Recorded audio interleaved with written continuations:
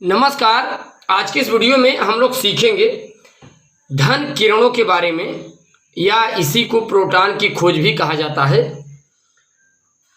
Proton की खोज सबसे पहले मित्रों धन किरणों में हुआ था, यानी एनोड किरणों में हुआ था। इसकी खोज गोल्डस्टीन ने किया। कैसे किया, यहाँ पर आप देख पा रहे हैं एक विद्युत विसर्जन नलिका है। विद्युत विसर्जन नलिका में किया क्या गया, एक साइड एनोड लगा दिया गया, एक साइड कैथोड।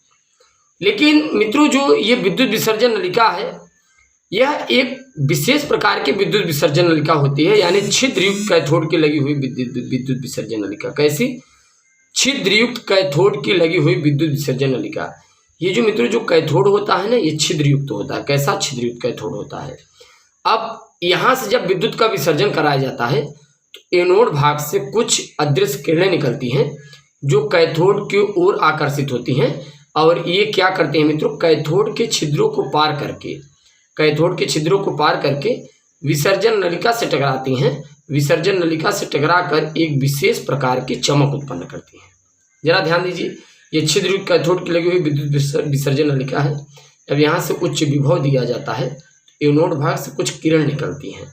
ये अदृश्य होती है, दिखाई नहीं देती, और ये कैथोड की ओर आएंगी। कैथोड की ओर आकर कैथोड के छिद्रों को पार करके विसर्जन नलिका से टकराएंगे, जिससे एक विशेष प्रकार की चमक उत्पन्न होती है। ऐसे किरणों को एनोड किरण नाम दिया गया। राइट। कोई मित्रों अगर आपसे पूछे प्रोटॉन की खोज सबसे पहले कहाँ पर हुई, तो आप सिंपल वे में बता सकते हो प्रोटॉन की खोज सबसे पहले एनोड यानी धन किरणों में हुई थी। इसकी खोज गोल्डस्टीन ने किया। यहाँ पर देखिए इसके बारे में क्या बताया गया। जब गोल्डस्टीन नामक वैज्ञानिक ने विसर्जन नली में छिद्रित कैथोड लगाकर निम्न दाब और उच्च विभव पर, निम्न दाब का मतलब यह है मित्रों, यहाँ एक चूसक पंप लगाकर इसके अंदर का जो दाब होता है उसे बाहर खींच लिया जाता है वायु को। निम्न दाब और उच्च विभव पर विद्युत धारा प्रवाहित की।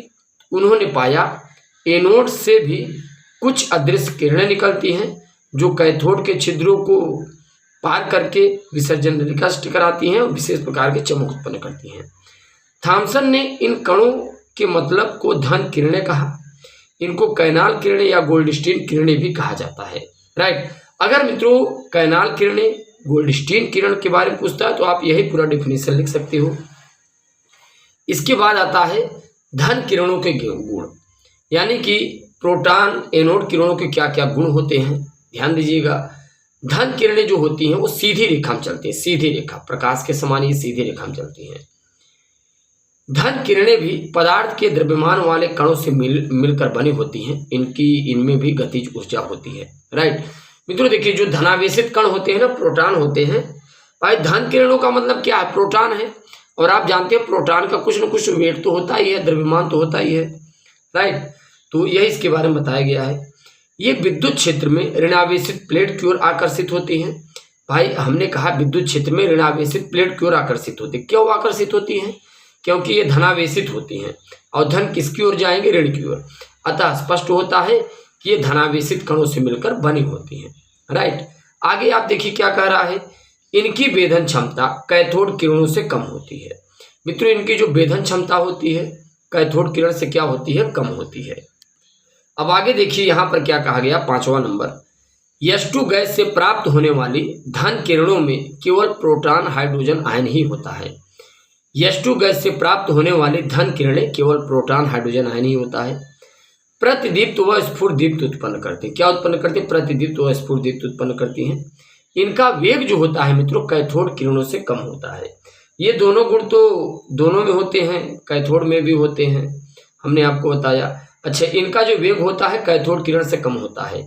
यहाँ तक कि अगर देखा जाए ना मित्रों, कैथोड किरण का वेग इतना अधिक होता है, कैथोड किरण का वेग इतना अधिक होता है, अगर इन्हें उच्च गलनांक की धातु पर डालेंगे ना तो वहाँ से एक्स किरण निकलने लगती हैं, और ये फोटोग्राफिक प्लेट को भी काली कर देती है। आप देखिए जरा, धन किरण का आवेशन द्रव्यमान का जो अनुपात होता है कैथोड किरणों से कम होता है।